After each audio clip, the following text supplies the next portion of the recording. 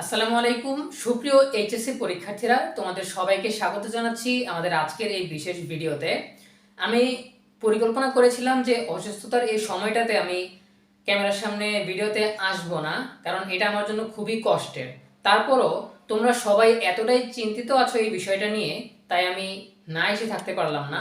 So আজকের topic যেটা আমরা নির্ধারণ করেছি যে এইচএসসি পরীক্ষা একদম সন্নিকটে চলে আসতেছে, তবুও রুটিন প্রকাশ করা হচ্ছে না। এই সিচুয়েশনে রুটিন কবে প্রকাশিত হবে, এই ক্ষেত্রে পরীক্ষা পেছানো হবে কিনা, এই সময়ে পরীক্ষার্থীদের কি করণীয়, এই বিষয়গুলো নিয়ে আমরা আজকে বিস্তারিত তথ্য জানানোর চেষ্টা করব, যাতে তোমাদের যেই দুশ্চিন্তা, তোমাদের যেই কনফিউশন, সেটা কিছুটা হলেও কমে, তোমরা একটা প্রপার নলেজ নিয়ে পড়াশোনায় কন্ট্রিবিউট করতে পারো বা পড়াশোনায় মনোযোগী হতে পারো। ঠিক আছে? সো শুরুতেই রিকোয়েস্ট করব, যারা এখনও ইএনএমিতে সাবস্ক্রাইব করোনি তারা সাবস্ক্রাইব করে রাখো। ঠিক আছে? অসুস্থতার কারণে আমার কথাবার্তা একটু গুলিয়ে যেতে পারে, আশা করি তোমরা ক্ষমা সুন্দর দৃষ্টিতে দেখবে। সো প্রথমে আমরা যে বিষয়টি নিয়ে আলোচনা করব সেটা হচ্ছে তোমাদের রুটিন কবে দিবে। দেখো, সাধারণত যেটা হয়, এইচএসসি কিংবা এসএসসি পরীক্ষা শুরুর 2 থেকে 3 মাস আগে, আমরা অন্তর্বর্তীকালীন সরকারের আমলে দেখেছি তারও আগে 3-4 মাস আগে তারা রুটিন প্রকাশ করে দিয়েছে। আমরা নির্বাচিত সরকারের ক্ষেত্রেও দেখেছি যে কমপক্ষে 2 মাস 2.5 মাস আগে সবসময় এসএসসি এইচএসসি পরীক্ষার রুটিন প্রকাশিত হয়। এটা কিন্তু আমরা বিগত একটা ভিডিওতে দেখিয়েছি যে বিগত 3 বছরে কোন বছর কত সময় আগে এইচএসসি পরীক্ষার রুটিন দেওয়া হয়েছিল। প্রত্যেকটাতেই আমরা দেখেছি কোনোটাতে 2 মাস, 2.5 মাস, 3 মাস, এমনকি 4 মাসেরও বেশি সময় আগে রুটিন দিয়ে দেওয়া হয়েছে। এখন বলা হয়েছে শিক্ষা বোর্ড থেকে যে 7 জুন থেকে পরীক্ষা শুরু হবে। ঠিক আছে? এ বিষয়ে মৌখিকভাবেই বলা হয়েছে, কোনো নোটিশ প্রকাশ করা হয়নি, কোনো প্রজ্ঞাপন জারি করা হয়নি। শিক্ষামন্ত্রীও এই বিষয়টা মৌখিকভাবে বলেছেন যে 7 জুন থেকেই পরীক্ষা শুরু হবে। ঠিক আছে? এখন যেহেতু বোর্ড থেকে লিখিতভাবে কোনো নোটিশ আসেনি, এজন্য যেহেতু শিক্ষা বোর্ড এটা বিবৃতি দিয়েছে, শিক্ষামন্ত্রী এটা বিবৃতি দিয়েছে, সেই অনুযায়ী আমরা ধরে নিয়েছি যে 7 জুন থেকে পরীক্ষা শুরু হবে। এখন পর্যন্ত কোনো নোটিশও আসেনি আর তোমাদের রুটিনও প্রকাশ করা হয়নি। সেজন্য আমরা বলেছি যে যেহেতু রুটিন বিলম্বে প্রকাশিত হচ্ছে, সেক্ষেত্রে পরীক্ষাও বিলম্বে হতে পারে। ঠিক আছে? সো আমরা সেই ভিডিওটাতে তোমাদেরকে জানিয়েছিলাম যে চলতি সপ্তাহে যদি রুটিন প্রকাশ করা না হয়, সেই ক্ষেত্রে তোমরা ধরে নিতে পারো যে 7 জুন থেকে এইচএসসি পরীক্ষা শুরু হচ্ছে না। ঠিক আছে? সো এই ধারণাটা রেখেই আমি সামনে আগাচ্ছি। এরপরে আমরা যদি বলি যে রুটিন কবে প্রকাশিত হবে আর পরীক্ষা পেছাবে কিনা।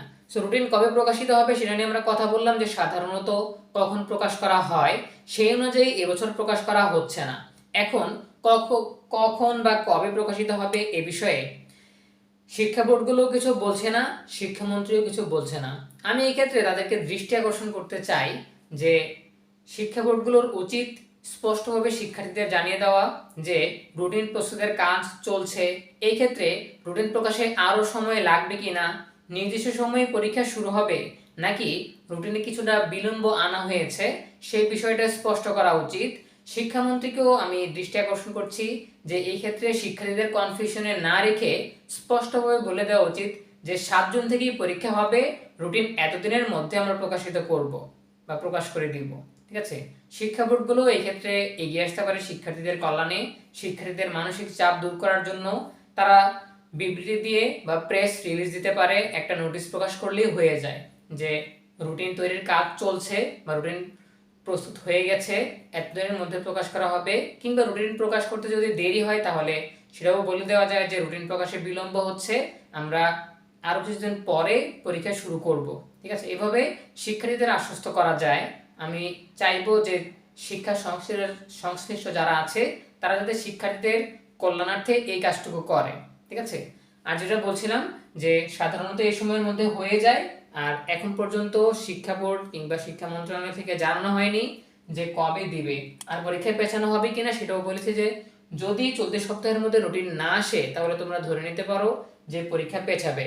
এখন এটা নিয়েও অনেকে কনফিউশনে থাকবে যে চলতি সপ্তাহেও যদি রুটিন প্রকাশ না হয়, তবে যদি পরীক্ষা না পিছিয়ে 7 জুন থেকে শুরু করা হয়, তখন শিক্ষার্থীদের জন্য চাপ তৈরি হবে। এ বিষয়ে আমিও একমত। যদি 7 জুন ঠিকই রাখা হয় কিন্তু রুটিন প্রকাশে বিলম্ব হয়, সেই ক্ষেত্রে শিক্ষার্থীরা বিপদে পড়বে। কারণ হচ্ছে অনেক শিক্ষার্থী আমি নিজেও এই কাজটা করেছি যে রুটিন প্রকাশ করার পরে কোন বিষয়টাতে আমার কতটুকু প্রস্তুতি আছে, কোন বিষয়ে সিলেবাস শেষ করতে কতদিন লাগবে, কোন বিষয়ে আমি কতদিন সময় নিব পরীক্ষার আগে, এই বিষয়গুলো আমি আগে থেকেই গুছিয়ে নিতাম।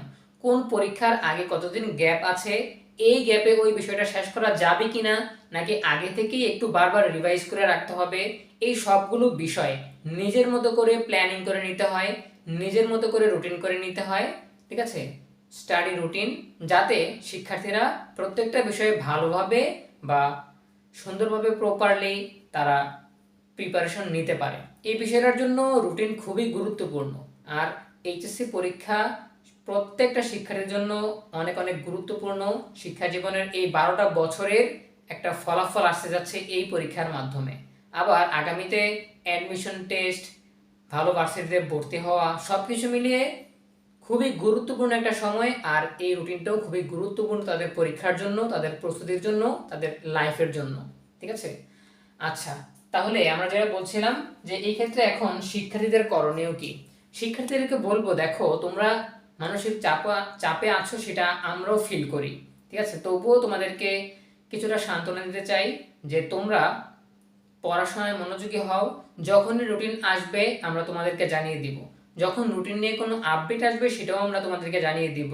সুতরাং সারাদিন রুটিন খুঁজতে না থেকে তোমরা আসলে পড়াশোনায় মনোযোগী হও, পড়াশোনা করতে থাকো। আজ হোক কাল হোক, হয়তো 2 দিন আগে কিংবা পরে তোমাদের পরীক্ষা শুরু হবে।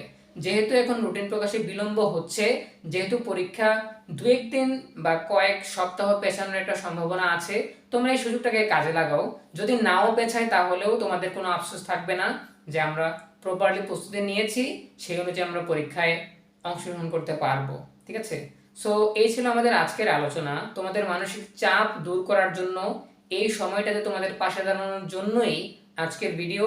আশা করি তোমরা বিরক্ত হবে না, তোমাদের পড়াশোনায় মনোযোগী হবে। সকলের জন্য শুভকামনা জানিয়ে আজকে বিদায় নিচ্ছি। ভালো থাকো সবাই, ধন্যবাদ সবাইকে।